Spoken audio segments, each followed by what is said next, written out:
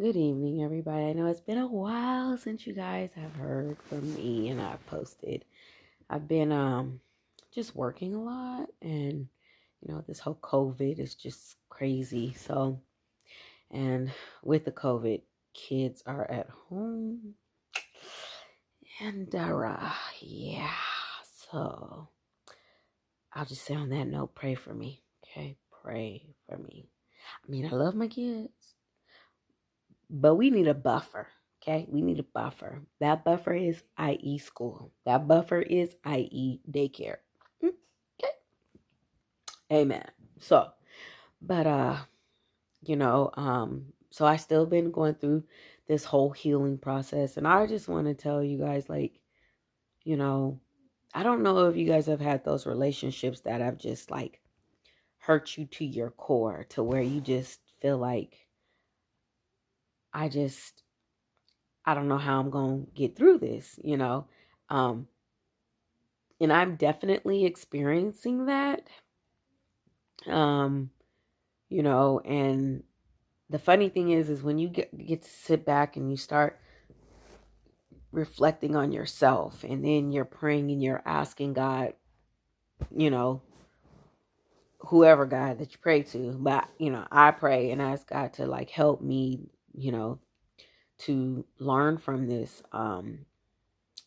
He begins to show you things, and then things start to come out. And so, I told you about a few of the relationships I've been in. This last one was with the Sergeant Slaughter, and I found out that he had been cheating on me during a part of our relationship. And and when I said something to him about it, he was just kind of like, no, no, that's not true. That's not true. But let me tell you this, guys. First of all, the thing about a rumor is a rumor can't be a rumor unless there's some smoke about it, okay? And wherever there's smoke, there's fire. And people don't pull your name up and put your name and stuff unless there's some truth to it, okay? So, he was saying that, oh, it's no, I don't know who that girl is, and it's not this girl, not. Okay, so her name may not be Sarah, Sally, Susie, but it could be Becky. It could be a Shelly. It could be, a Lori. So let's not play that game, right? And like I told him, you didn't hear my name coming up in anything. You didn't hear anybody saying anything that Shartae was seen with this person, or this person said they were with Shartae, because that's not going to be named amongst me. Okay. So, because I'm not cut that way. So his name coming up in it, you're cut like that. That's why you did it. Okay. And you could deny it to the hills. However, you, God, and that chick know the truth. So, and I'm gonna be honest with you. That just dredges up more hurt within me about the situation. Just because, again, when you're true, you're pure, and you're real and authentic in a relationship, i.e., friendships or love relationships, and you give your all, you don't expect to be hurt that way. You don't expect to be damaged in that way. So it's just really been hard, and I found myself praying and asking God, like the woman in the unjust judge. And she talks about it in Luke, and she's asking the unjust judge to avenge her of her adversary. And she goes to him every day asking, avenge me of my adversary. And so every day, I'm praying and I'm saying, God, avenge me of this adversary, the adversary of the hurt, the adversary of the rejection, the adversary of just giving your all to the wrong person. Avenge me. And so he's yet, we're yet going through it. I mean, I go to him every day, you know, and I'm not going to stand before you guys and act like I got it together. I do not. And when you really have given your all, then you're really hurt. And that hurt is so deep that it is something that only God can really heal you from, you know? So, and I'm gonna tell you, it doesn't feel good. It doesn't feel good because, and the thing that I don't think people understand is when you go through these type of relationships and they're bad relationships and people have used you and dogged you or rejected you, it does tend to hurt your self-esteem. And I mean, you can be the most smart, beautiful, fine, handsome, whatever you want to call yourself in the whole entire world. And when people look at you, they're like, oh my God, look at him. Look at her. Like, she is so fine. He is so fine. They can look at you and see that. But, at the end of the day, when you go through these type of relationships where it's somebody that you cared for and you loved, and then they turn around and do that, it does something to your self-esteem. It really, really does. And it's not to say that you're not fine, you're not beautiful, you're not smart, but it still does something to your self-esteem. And so, that's just kind of what I'm dealing with and going through right now. And it's been hard. It's been hard to deal with. It has been. I'm not going to lie. And it sucks. It really sucks. And the truth of the matter is, if I wanted to, I could go out there and get into another relationship. That would be the easiest thing to do. But that just compiles more junk on top of more junk, more hurt on top of more hurt. Because you're not going in it with a real, true, and authentic heart, meaning healed. You're going in it because you're damaged. And so you're needing something to give you that instant gratification, and I just don't recommend that at all. So yeah, I'm going through this right now and it's not feeling good. And and I'm just asking God to help me because let's keep it real, ladies and gentlemen. When somebody hurts you, you want them to be hurt too, right? So you'll be like, Lord, I remember my mom told me when she was married to my dad and he was taking her through, she used to pray, Lord, let him get hit by a truck on his way home from work. And so, I mean, that's kind of how I'm feeling right now. Lord, let him get hit by a truck, So, but that's just the hurt of me, the hurt part of me that's wanting him to hurt as much as he hurt me, But I know that's not what God desires. And so I have to pray against that. But, I just want to tell you guys, like, this hurts. And if anybody was to tell you, oh, get over it. And let me say that you will get over it. But it's going to be in your time when you get over it. Not when everybody else thinks you should. Not when somebody's giving you a timeline. It's when your heart is satisfied and when you know that God has really and truly healed you from it. That's when you'll get over it. Until then, it's gonna always stay. And I, what I'm learning through this is that even though people will tell you, you can talk to me, I'm here for you,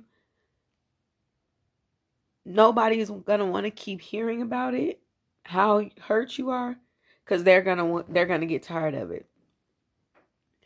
So that's when I say, that's when you have to pray and just talk to God about it and let him know how you feel. The Bible talks, and I think I said it before, like, he holds every tear in a bottle. Every tear you cry, he holds in a bottle as a monument. So when you get past, when God has healed you and brought you through whatever it is that you needed him to heal you from, he'll bring up that tear and say, you remember when you were hurt. Remember when you cried about this, and now look at you, how I brought you over, and that pain doesn't even bother you anymore. That is what I look for, and that is what I'll tell you. Even when you can't talk to anybody about what you're going through, just know that God sees and He knows, and He is there to heal you. And I'm telling you this just because I'm walking through it right now. I'm not going to say I got there. I'm just telling you I'm walking through it right now. So I want you to know. And in this, I'm just asking God to really begin to show me. Because the thing I also realized is in this, and thank God for it, that as I've sat back and I've been able to just think and observe, I begin to see that a lot of my love interest relationships have definitely mimicked a lot of my friendship relationships as well. And so what I mean is, I found that I'm giving 150% in my relationships, love interests, as well as friendships. But yet in my friendships, I'm only getting like back 10%, and then, it's so easy for people to say whatever they want to say to me, right? In these relationships or friendships, they'll say whatever they want to say. I've had someone tell me, oh, you don't need to do this. I don't think you'll be good to be, in this type of job or that type of job and this, that, and the other. And then when I said, I really don't feel like you've been a good friend to me because of A, B, and C. Oh, they hung up in my face. Yeah. That kind of stuff. And even in these relationships, like for instance, with Sergeant Slaughter, he has such a very, and I'm not downing him, I'm just giving an example.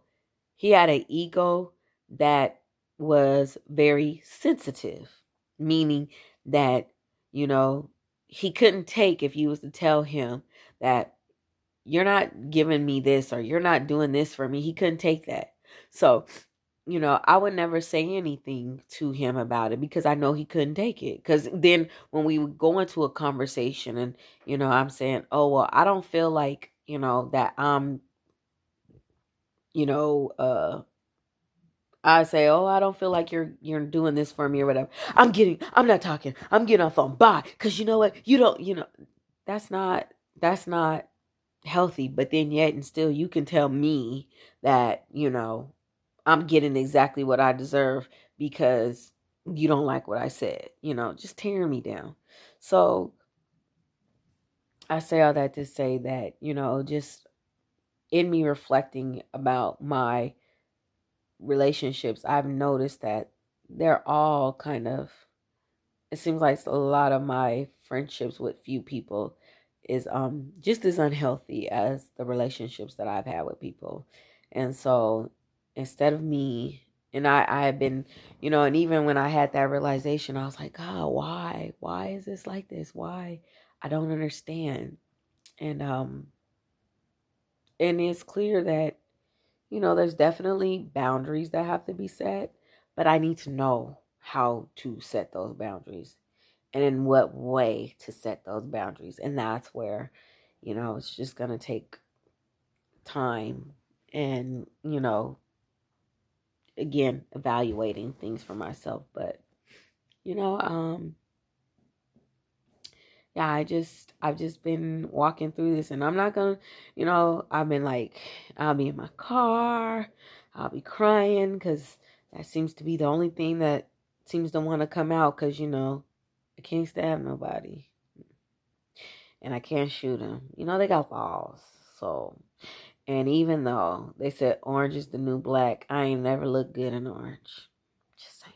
I ain't never looked good in orange. Plus, I don't like people telling me what to do, so you ain't gonna be telling me when I can shower, when I can't go to sleep. Then you gonna tell me I can't have no makeup on. That's what they do in prison. Yeah, I'm good. I'm good. I'm good. So, but I just want you guys to know, like, This healing, some people can get through their healing process in like 2 months. And then others, for some reason, seems to be my testimony, I got to go through it like months and months on end. This really sucks. So, but I want to go through this because in the end, when I come out, I don't want to pick not another, or I should say pick. I do not want to attract another dog. Okay. I don't want to attract another cheater. I don't want to attract another liar.